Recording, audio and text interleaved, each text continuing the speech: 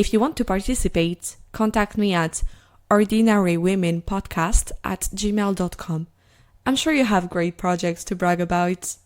You can also follow me and message me on Instagram at ordinarywomenpodcast, on Twitter at ordinarywomenpc, or on Facebook on the page Ordinary Women. Hi everyone, welcome to a new episode of Ordinary Women, and I'm welcoming Tisha today. Hi Tisha, how are you? Hi Lucy, I'm doing really good. How are you doing? I'm very well too, thank you. Really excited to have you here today. Can you start by giving us a quick introduction of yourself, please? Sure. So my name is Tisha Singh and I was born in New Delhi, India, which is the capital of India. So I'm currently serving as a Chief Technical Officer of Afya Bora. So what we do at Afya Bora is that we bridge the health care gap that do exist between the patients and the doctor, the healthcare providers. So we try to provide accessible and affordable healthcare services to. And in my free time, you will find me being a coach, being a mentor to others because I really love to do that. I really love to be a guide to others. That is so cool, and I can't wait to hear everything about it. And is there anything unusual about you? Something that is unusual about me, what I think is me being, goal addicted. So you must have heard about goal oriented, but I am someone who is goal addicted. I just set a goal for myself and then I manifest the same thing day in and day out. And I cannot sit idly until I have accomplished that goal of mine. And this thing of me sometimes even goes against myself. Like I set a goal and then I just dream about it, and I just whenever I'm like living any moment, I'm just manifesting that yes, I need to achieve it. Be it about doing an internship when I was in early stage of my career, or it is about scoring a good marks, or it is about cracking a competitive exam. I always kind of get addicted to my goals, so that is something which is quite unusual about me. Yeah, definitely. That's so interesting. So, what's your current goal? Okay, so my current goal is I have two goals currently, or you can say something bigger than a goal, which is a purpose to serve. So my first goal is to, bring affordable and accessible healthcare services to people who fall in the minority category or who are vulnerable in the society, like pregnant women, the poor people. Next mission or next goal of mine is to be a mentor for women in tech. So this is something that I really, really want to do out of my deep interest of serving other women, so that I can at least set a path for the girls of today, so that they won't be able to would be able to like overcome every obstacle that do come in their journey tomorrow. That is so cool. I love it. And I'm sure we'll get to talk more about it later on in the podcast. But I like to start with like talking a bit about what it's like to be a woman. And I'd like to start with the question, was there an event or a moment in your life when you realized that you are a woman? So I would like to, answer the question by sharing an incident or a story of me realizing that okay, I am a woman, and this was very early in my life when I was only 18 years old. So it was about this decision of sending me to the university because I was done with my 12th grade exams, and now was the decision when my family was required to send me out far from my native place and out of my native city. So this decision was something that was really really important for my professional growth, right? Because there were a very limited number of resources that were available in my native place. So it was important for me, to move out of that city. And what was happening was like the society reacted in a very unusual and a very different way towards this decision of my parents, that okay, you're taking an education loan for educating her, or this is something that you should not do, or this is something that you should rethink of. So these were something, these kind of criticism, these kind of reactions of the society towards our decision was something that made me realize that okay, this is how the society will react towards my professional growth and towards my journey, only because of the reason that I am a woman. Because otherwise, if I would have been a male, then the reaction of the people around us would have been different. That okay, you are doing a really a great job for your son, but it's your daughter. How you can take such a huge step? I really feel glad about it that my parents always uplifted me. They always kind of empowered me to make those crucial decisions, because that was a turning point in my journey. And if today I am here sharing my experience with you on this podcast, it was all about that decision that my parents took against the society. So that was a moment when I literally kind of realized that, okay, this is how it is going to work for a woman. Yeah, it must have been like really difficult. How did you handle that emotionally? Right, so the entire situation was literally difficult for an 18-year girl to handle. But I kind of handled it, I was able to handle it well because of the kind of support I received from my family. Especially my mom and dad, they were always supportive to me. They never, feeded this kind of thought or this kind of mindset to me and my sister that we are girls or we should be deprived of anything, of any resources or anything just because of the reason that we are born to be a girl. So the support that I had from my father and my mother was kind of something that provided wings to my dream, I can say, and I was able to handle myself very well. That's so great that you had very supportive parents who, yeah, were also able to be there emotionally and also against these people who were, yeah, like strong enough not to get the criticism or second thoughts from other people around them. That's, yeah, must have been great support. Right, right. And did you grow up with any feminine role model? Yes. So when I was a child, till date, I kind of looked up to a female role model who is serving in the Indian Police Services. So she's Dr. Kiran Bedi. She is, she has a literally fabulous and fantastic personality, because she was the one who was born in the 90s, and she had a lot of first as an adjective before her name, because she was the first tennis player, a female tennis player from India. She was the first woman officer to kind of join the Indian Police Services. She was the first Inspector General of a very harsh prison where none of the males could have served, being an IG. She kind of get into all those hard situations and was the first one to do something. So she was literally a change agent for the entire women of the society. So I always looked up to Dr. Kiran Bedi, because there's a lot to learn from her personality basically. It's the kind of courage that she brings on the table, the kind of empathy, the kind of leadership qualities and leadership traits that she brings along with her. This is something that is literally inspiring, not only for me but for all the women out there. So she's literally an inspirational figure. A story is something that is endless to describe. I have not even missed a single interview of her on YouTube, on news channels. She's really an inspiration. She sounds amazing. I didn't know about her. I'll definitely go and read everything about her after this. Yes. Yeah, she sounds amazing. And do you think the lack of representation of women in society in general had an impact on you? So I would like to answer this in a different way. The lack of representation of women in the society kind of impacted me in a positive sense. So again, let me take you through the story. The story when I was in my second year of graduation. So at that time, I participated in a national level of hackathon. So that hackathon was something which was the biggest hackathon of India, where all the students, university level students, participated. I participated in the hackathon and we stood at the fourth position. So let me describe this to you. When the results were being announced from the stage, and it was being announced that I, along with my team, have secured a fourth position for this national level hackathon, I was kind of disappointed that, oh damn, I'm not able to, make my position among the top three winners. So I was kind of disappointed while I was moving towards the stage.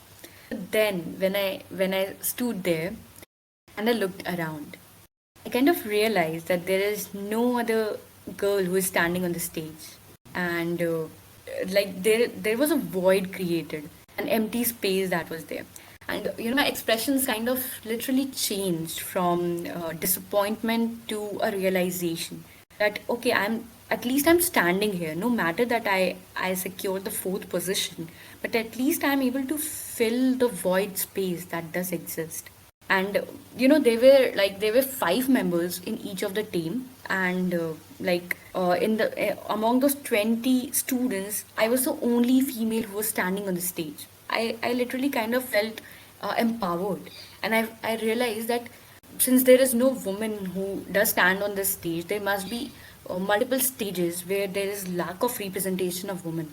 So I need to push myself even harder. I need to do it more and more. I need to work even harder, not for myself, but for representation of women. Every stage that does consist a void space. So that was my motive, and that's the way how lack of representation of women kind of empowered me and positively impacted me. That no, this is not something that we can accept. At a national level hackathon, there is not even a single woman who is standing on the stage. This is not acceptable at all. If I am here, even though I'm standing at the fourth position, it's okay. At least I'm able to fill that void. This is a story.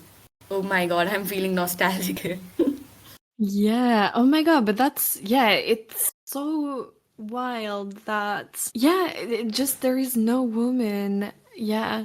And I guess it's where the quotas kind of play a part, right? Because I feel that a lot of places now would like force some kind of, yeah, quota, which I think is like a good thing, at least for the sake of representation, until we have like a natural balance, even though it's like really still very binary in the representation of gender, and you wouldn't see like them asking for any Exactly. like where do. But yeah, that's, yeah, that must have been such a weird experience.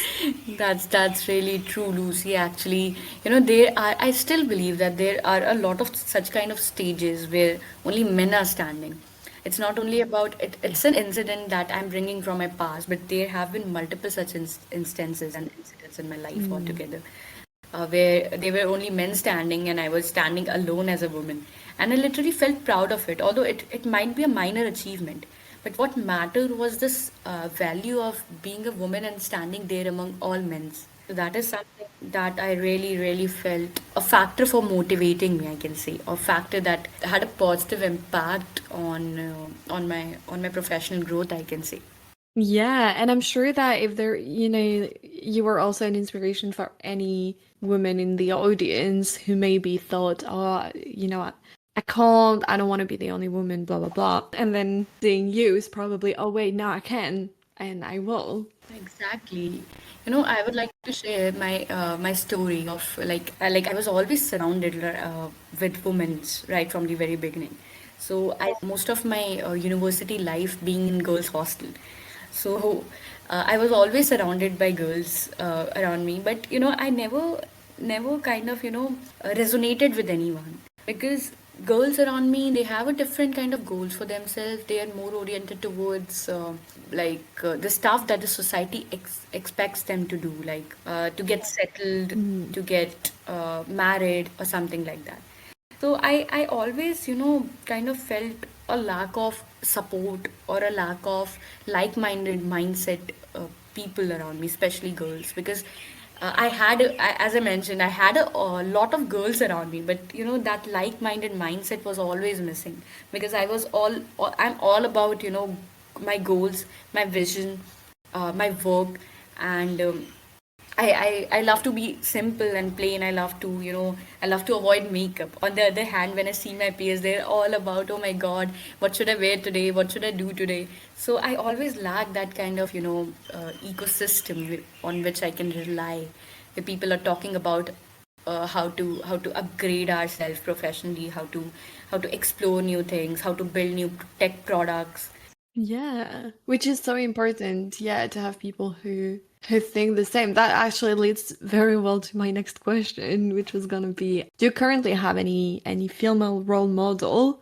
And also, talking about what you just talked, did you find that support system of like-minded women now? Yes, absolutely. So I do have Dr. Indra Nooyi as my female role model currently, and she's Mm-hmm. again another woman leader from the state of India. She's the former CEO of PepsiCo.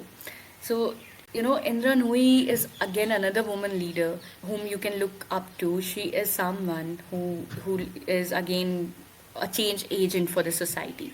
She belonged to the North Indian states, and she migrated to the United States back in the 90s when it was it was all about boys.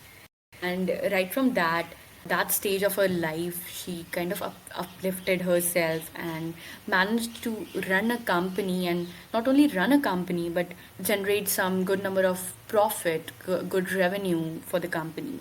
So under the leadership of Indra Nui, PepsiCo kind of observed a lot of growth because the lady literally have a different kind of charisma, different kind of aura. She leads with empathy. She leads with courage. She leads with confidence.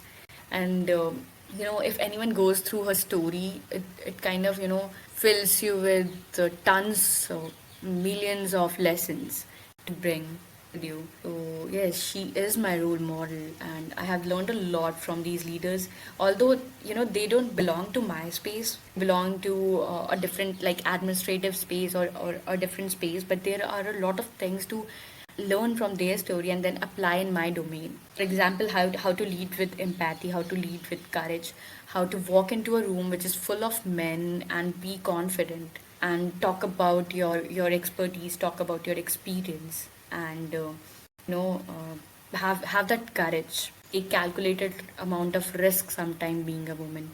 So this is something that I have learned from my role model in Ranui. That's amazing. She sounds amazing. And yeah, definitely. You always have something to learn from other people, even though they're not, even when they're not from your industry or yeah, I'm glad that Right, exactly. I'm glad that you found her. And yeah, you were talking about like-minded women right before. Did you also manage to find that around you, like maybe closer people, friends? Yes, so I was, recently only from last 2 years, I was able to, find a lot of communities of women in tech on whom I can, rely for like-minded group of people, because that kind of serves an ecosystem where you can talk about similar kind of things. So I'm part of a lot of women communities where we kind of host virtual events, in-person events. We meet together like CTO dinner, and then we have She Loves Tech community where all the women who are serving as at the executive level of different companies, we kind of come together, brainstorm about ideas, discuss various things, and rely on each other for for anything. I just kind of felt that okay, now is the moment when I got someone to rely on, like a community altogether. Communities plays a very important role in our journey. When I get stuck in anything, like I needed to migrate my existing platform from a current hosting domain to another domain, and I kind of encountered a new thing. And that is when I went to Slack and I dropped a message there that okay, how to deal with this. I am kind of unaware, and there were within 2 or 3 hours I received around 6, 7 messages assisting me in the same thing, and those were coming from supportive women. That was literally amazing. So, such kind of initiatives which are being led by women, which are being created for the women, are something that is literally important, especially in a society where a lack of women representation is there in the field of STEM, that is science, technology, engineering, and management altogether. So, yes, I was able to figure out like-minded people. I was able to part of such like-minded people, and I'm glad of the fact that I met such communities. Yeah, they all sound amazing. That's so cool that you managed to, yeah, find these people. And yeah, having a community is so important. So great. I'd like to jump on kind of the second part of this podcast and hear more about something that you have done or proud of. So what do you want to talk about today? Okay, this is the most interesting question. So, as I talked about initially, while giving my introduction, that I'm part of Afya Bora. So, this is a project which is for the Tanzanian population. So, the startup is based out of Tanzania. I got this project in the initial days when I was still studying. I just began my degree for computer science and engineering. So unlike other girls, as I mentioned, that I always had different set of goals. So while other students in the university were hustling for attending lectures, for maintaining attendance, for kind of maintaining their grades, I had a different goal altogether. I wanted to, do something different because, I just get bored out of some mundane task that, okay, every day we are waking up, going for the lectures, attending the classes, coming back, and then repeating the same thing again. So this is something that was literally boring for me. And I always kind of, strived, I always kind of hustled to figure out something even better, some good opportunities for myself. And that is when I participated in an international level hackathon, and it was when the pandemic hit, which was the year 2019. Yes, so that is when we encountered with the global pandemic, and I participated in this global COVID-19 hackathon on Dave Post, and that is where I met a team who are into different things, who were already running another two startups, and we kind of participated in that hackathon together. We won that hackathon, so it was an opportunity that I kind of digged for myself. And that opportunity, after the hackathon ended, they kind of invited me to be part of their team and convert that idea of ours of the hackathon into a startup. So we had a really long 1 hour to 2 hours conversation, brainstorming different things. When they invited me, I was just a university student, and I was literally feeling blessed to get that opportunity from their end because they always trusted me. They never thought that, okay, she is a girl. They never had that kind of mindset. Okay, she's an Indian. How we can bring her into the team. So this is something that is really, really amazing about my team. They're literally supportive. Yes, so that is from where this project of ours of Afya Bora started, and I'm proud of the fact that I'm part of it because I come from the Indian society where we follow this very famous Sanskrit phrase which says Vasudeva Kutumbakam. The meaning of Vasudeva Kutumbakam is that the entire world is a single family. And I, being daughter of this nation, I'm kind of, trying to represent the same concept of Vasudeva Kutumbakam by contributing towards the population of another nation, because the entire world is being treated as a single family. So no matter whether I'm serving for the people of India or whether I'm serving for the people of Tanzania, my contribution is something that is going towards a single family at the end. So I'm literally proud of this project. I'm happy to get such supportive partners who always trusted on my capabilities. They kind of never showed or never kind of displayed that, okay, Tisha, you are a woman. Tisha, you are an Indian, you are different from us. So they kind of, they're someone who portrays diversity and inclusion to a lot of extent, that, okay, this is what diversity and inclusion literally means. Like framing a team, building a team which is too diverse, because we kind of share different continents, not only different nations but different continents. So that is something which is best about my team, that they always respected who I am and what I bring on the table. I never considered the fact of me being a woman, me being a woman of color or anything like that. They always respected my skill sets. They always considered my experience. They always respected whatever I'm bringing on the table for them, how I'm able to uplift the company. So this project is something that was a turning point in my professional journey, because there is a lot of, networking that is coming globally from women. There is a lot of support that is coming from men counterparts as well. So this is literally a life changing thing for me. I love it. And yeah, I can hear the passion in your voice, which is so nice to hear. And yeah, like kind of coming back to the idea of community, like having yeah, these like-minded people with whom you can do it and who you know will value you for you is Yes. absolutely amazing. I love it. So how did you start it? So I started my journey in tech or working on this idea when I was too early in this thing. And the reason for me getting started with all these things is again my passion to do something different. As I said, that I was never interested into doing mundane things. I was never interested in things which are goal oriented or things some kind of myths which has been established by the people in the society that you are a girl, you need to you are supposed to do this. I kind of always went against to such kind of norms, and that is how I started my journey in the tech field. That is how I jumped into computer science and engineering, something that is very rarely being taken by females. And when the education, the kind of education system that we have in India, we study same subjects till 10th standard, but after that, when we go into 11th standard, we are supposed to select a field, that is either to choose humanities, commerce, or science, that is computer science or biological sciences. So after class 10th, when I choose computer science, I had no clue that how different the journey is going to be for me, because most of the girls who were my friends in 10th standard, they opted for humanities, either they opted for biological studies, but very few of them opted for computer science.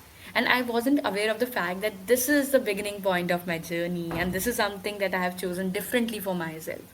Well, I'm literally glad to choose that, but that was the point from where the difference started.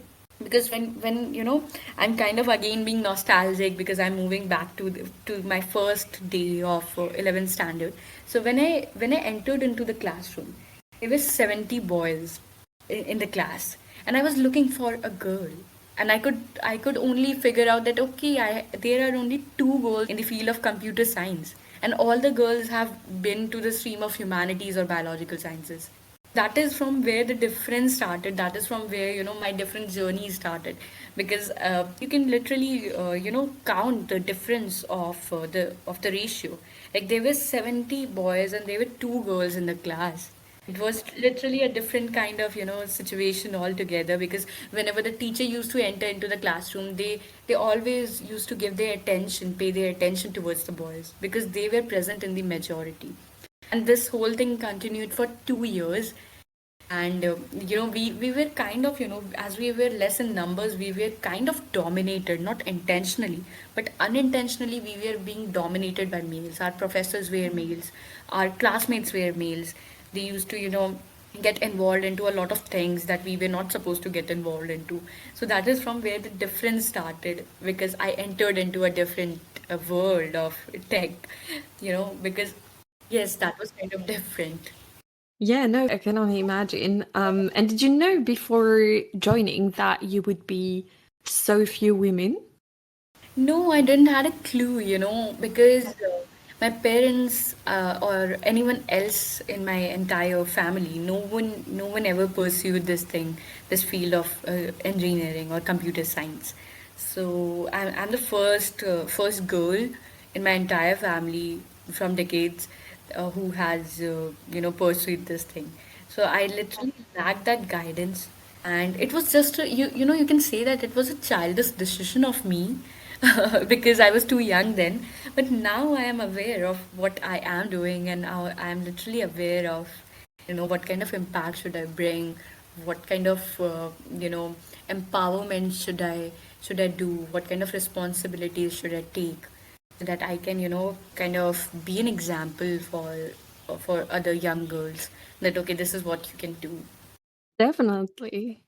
You can take another part for yourself, right?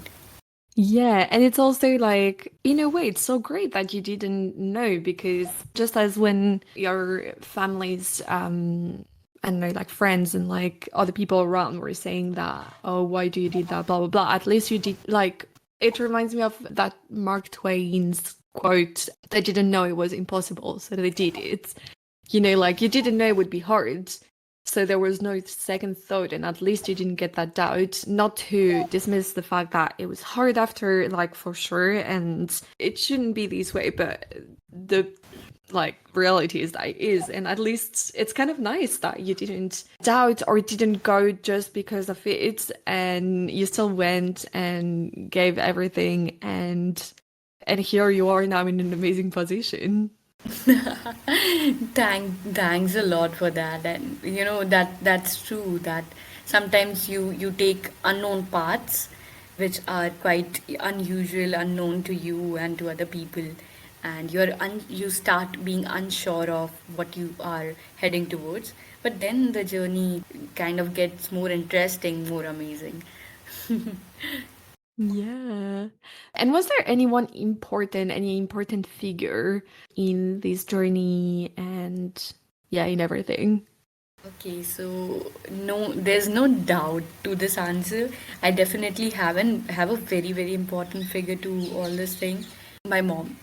So my mom has always been a role model for me right from the childhood.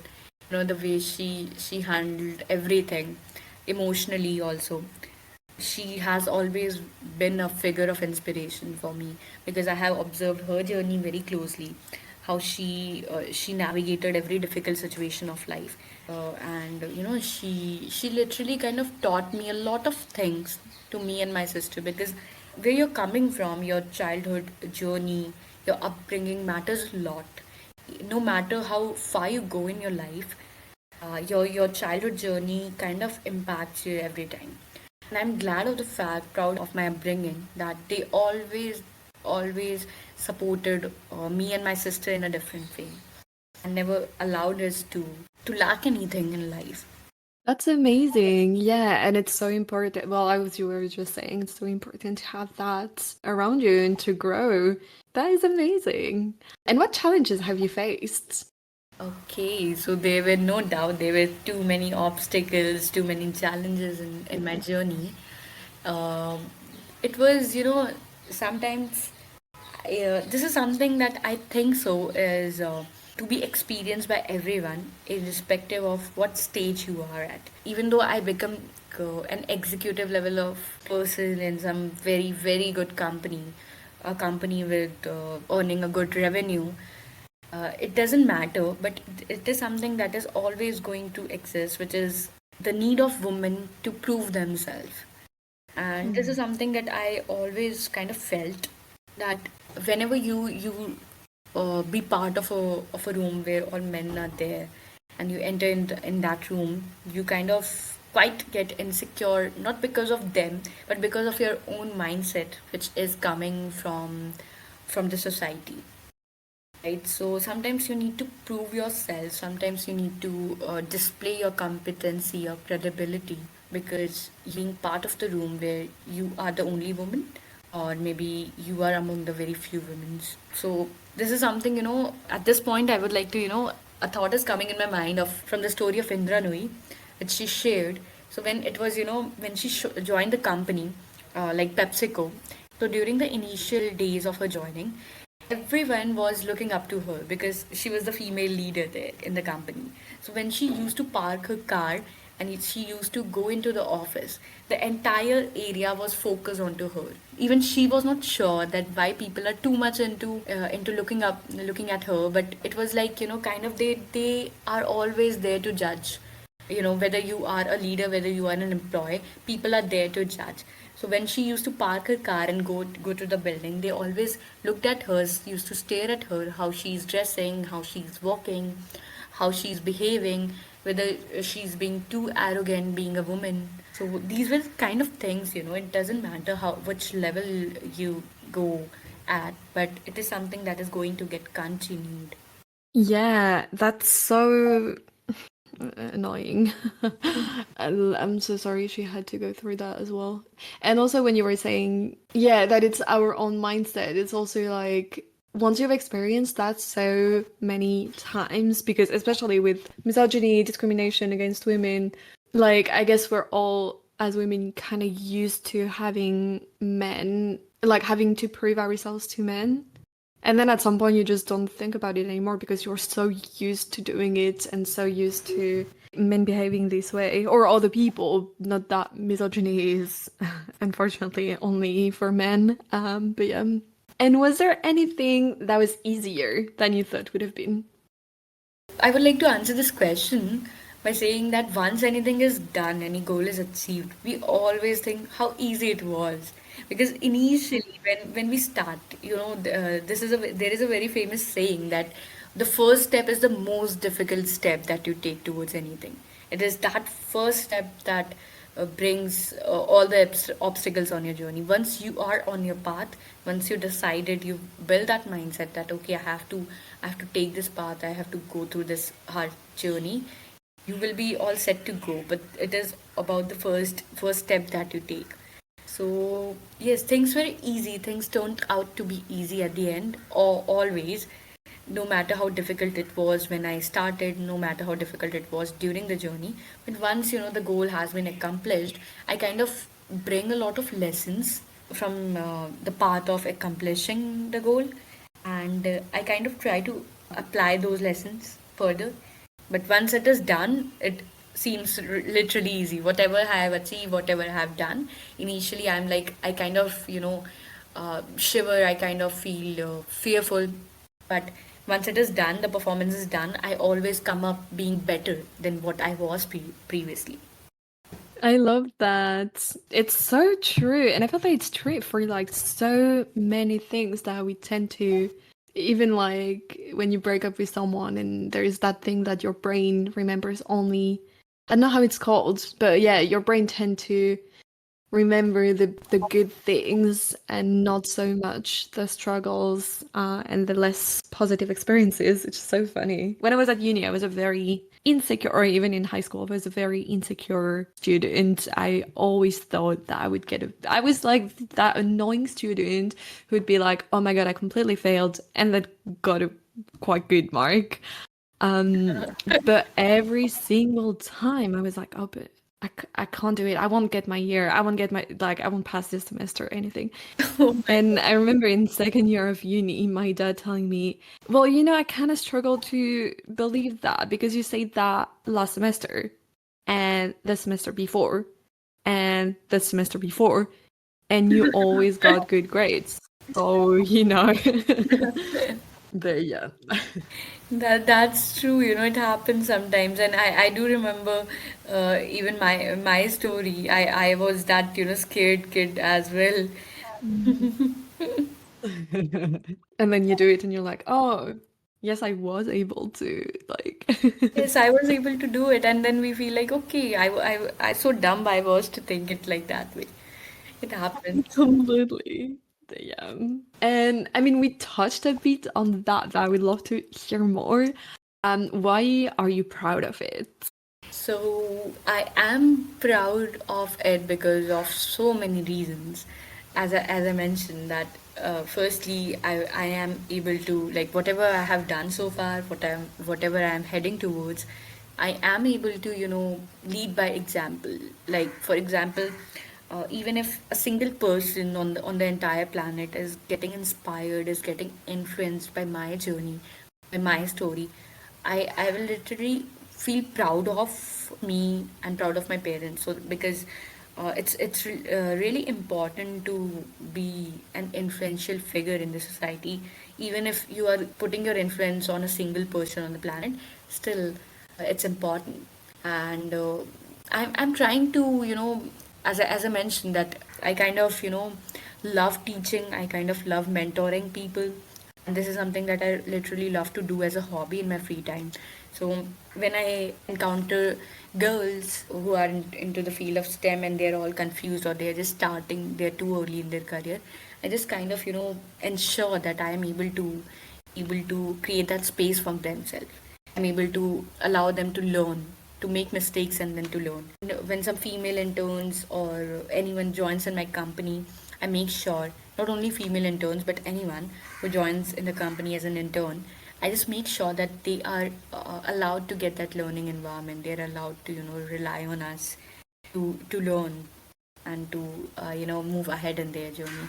So I'm just proud of all these things that I'm doing, mentoring people, providing coaching, being a coach for other women in tech, handling a company, trying to work on a very important aspect of human life, which is health and well-being. As we are working towards the third goal of United Nations Sustainable Development Goals, which is health and well-being, we feel proud of these facts. Yes, that yes, this is something that we are doing for the society. I love it. Thank you so much. And I think we're going to conclude our discussion on this. But before we stop, is there anything that we didn't talk about during the podcast that you wanted to mention? Okay, so not really. Kind of shared everything that I had today, and thank you so much for this. And I literally enjoyed it.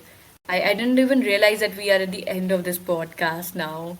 I know, it's always so fast. I'm kind of thinking of doing like 4 hours episodes, but I feel that it would be a bit much. Exactly. But thank you so much. That was so interesting and inspiring. Thank you for sharing. Thank you for taking the time and the energy to be here with me today and with everyone who's listening. Thanks a lot, Lucy. It was a really, really fantastic thing for me to be here on the Ordinary Woman podcast.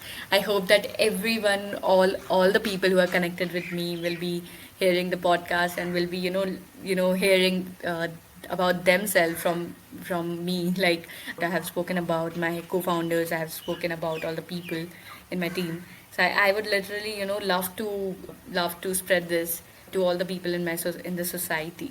So thanks a lot for inviting me. Thanks a lot. Thank you. Thank you so, so, so much. And in this podcast, the tradition is that the guest gets the very last word. So the mic is yours. For everyone who is listening to us and is here with us till the end, my message for everyone would be to work hard for not only for yourself but for others in the society, so that you can be that change agent. You can bring change for others as well. And whatever obstacles you face in your journey, make sure that no one else, a leader of tomorrow, doesn't face the same thing.